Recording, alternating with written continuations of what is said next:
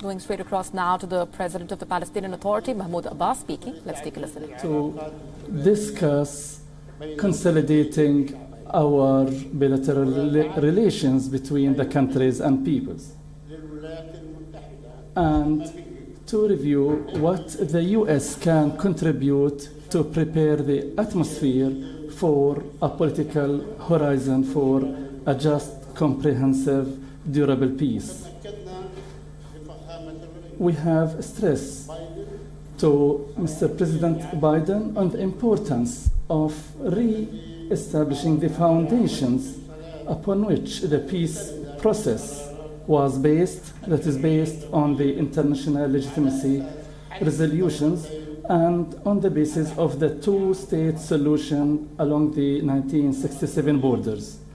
Mr. President, after 74 years of the Nakba, displacement and occupation, isn't it not the time for this occupation to end and for our steadfast people again to gain their freedom and independence, and for the hopes of our young men and women whom we cherish and trust their creativity to achieve a promising future without occupation? In this regard, we say that the key to peace and security in our region begins with recognizing the State of Palestine and enabling the Palestinian people to obtain their legitimate rights in accordance with international legitimacy resolutions, and ending all the permanent status issues, including the Palestinian refugees issue.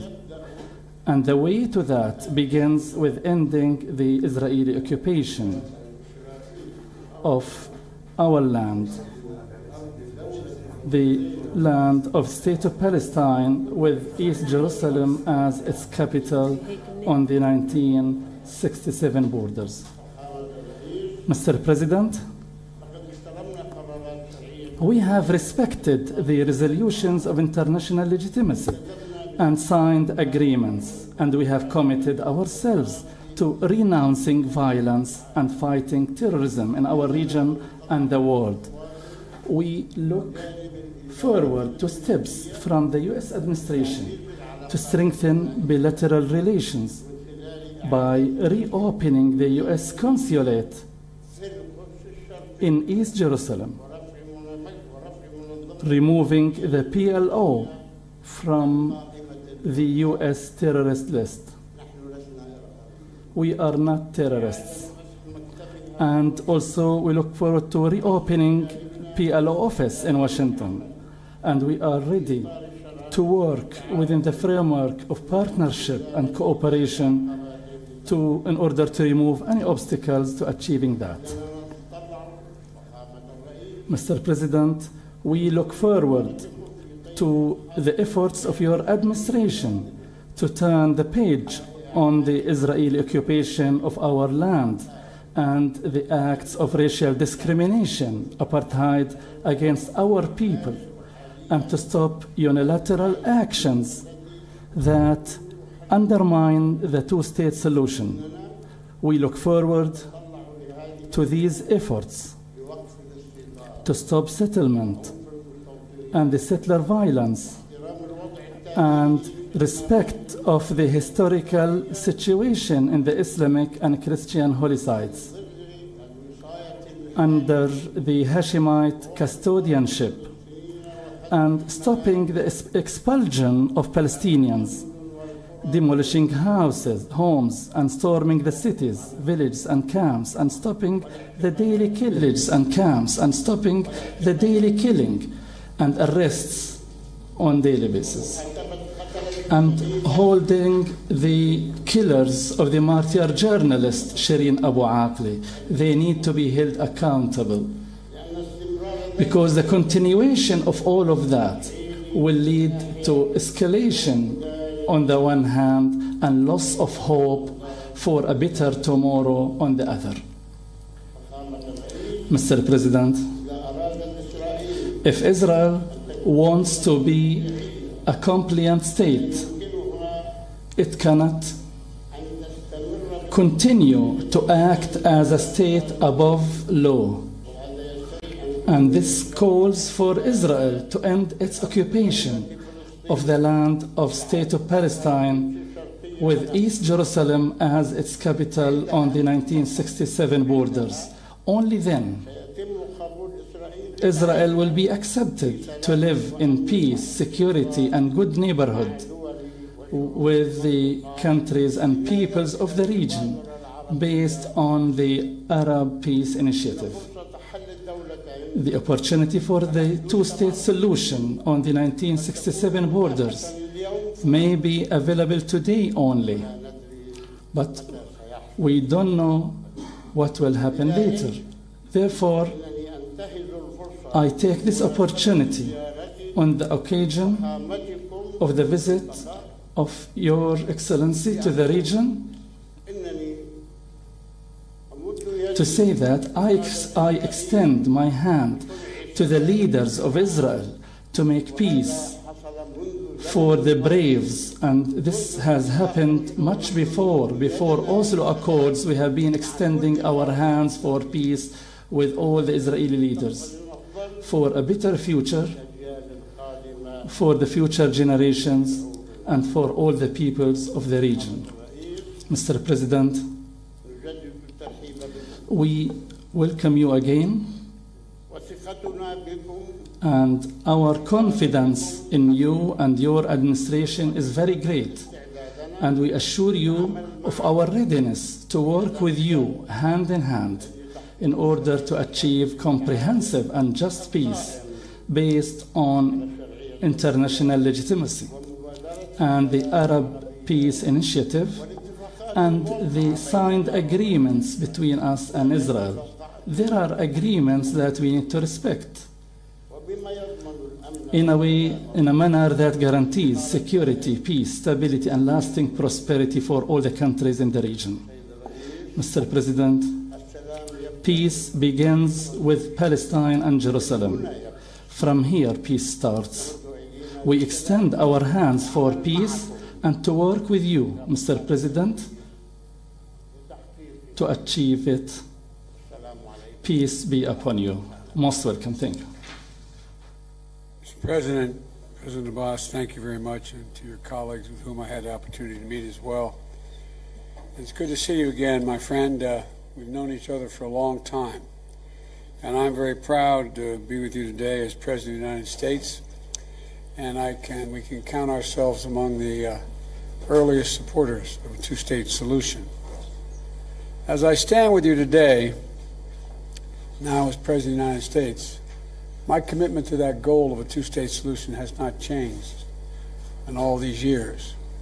Two states along the 1967 lines were mutually agreed to swaps remain the best way to achieve equal measure of security, prosperity, freedom, and democracy for the Palestinians as well as Israelis. The Palestinian people deserve a state of their own that's independent, sovereign, viable, and contiguous.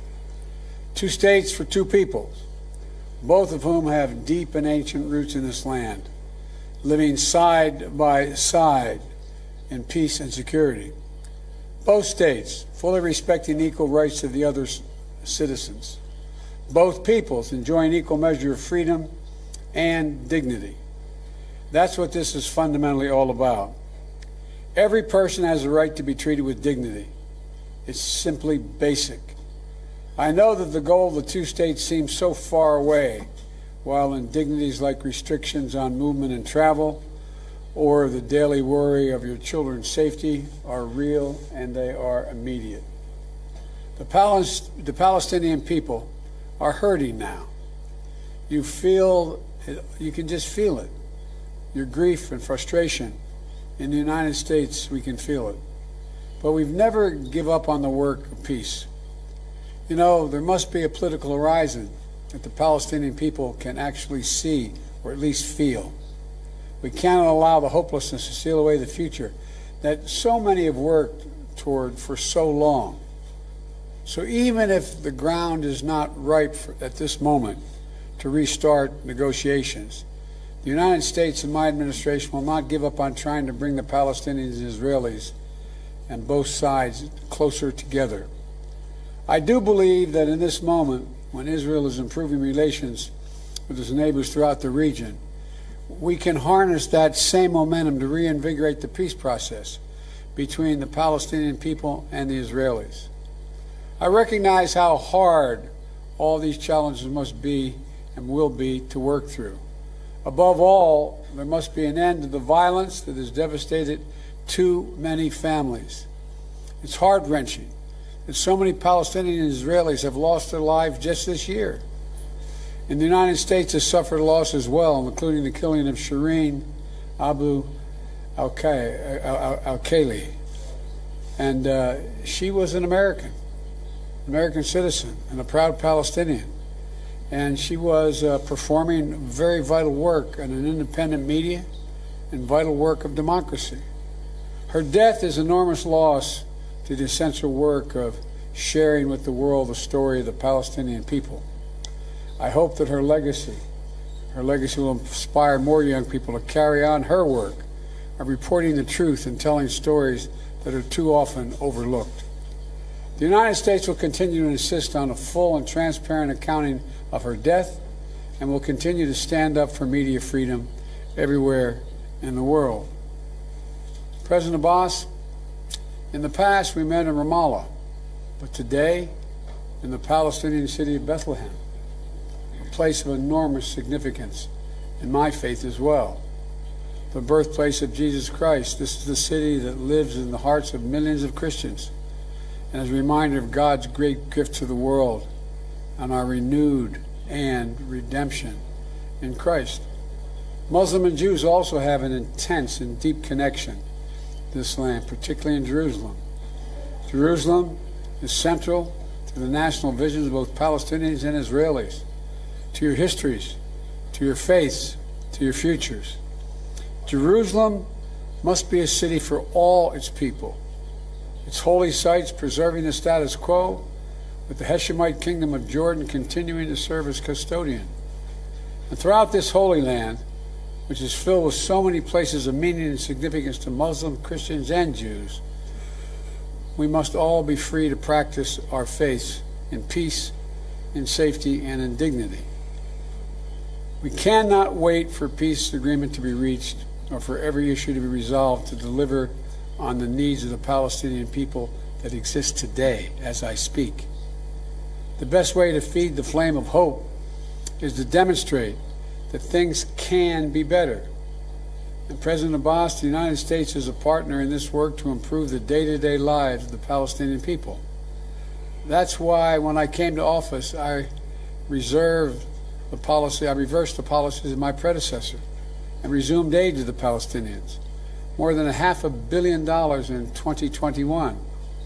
That support for the economic development of the Palestinian people, to strengthen Palestinian security, to provide food for people to eat, to respond to the pandemic, including donating more than 1 million doses of COVID-19 to the West Bank and Gaza.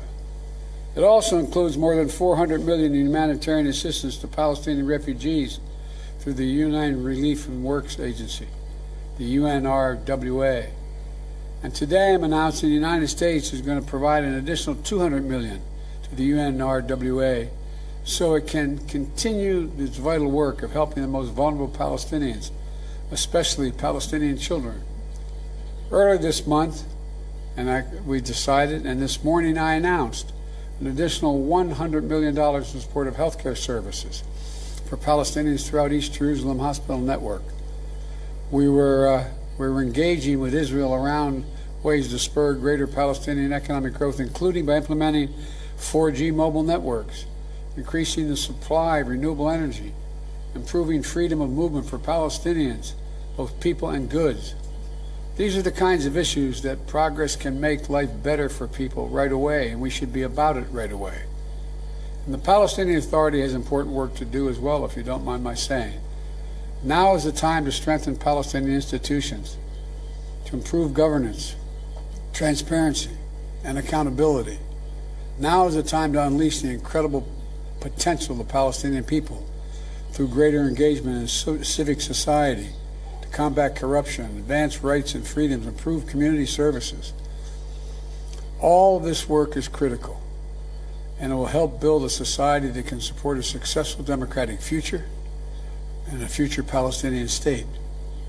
And the United States will work with you, President Abbas, at every step. So thank you again for welcoming me and my delegation, the Secretary of State, National Security Advisor, and others, to visit with you. I hope our visit is the start of a new and reinvigorated dialogue between the Palestinian Authority, the United States, and between the Palestinian countries and countries throughout the region, including Israel.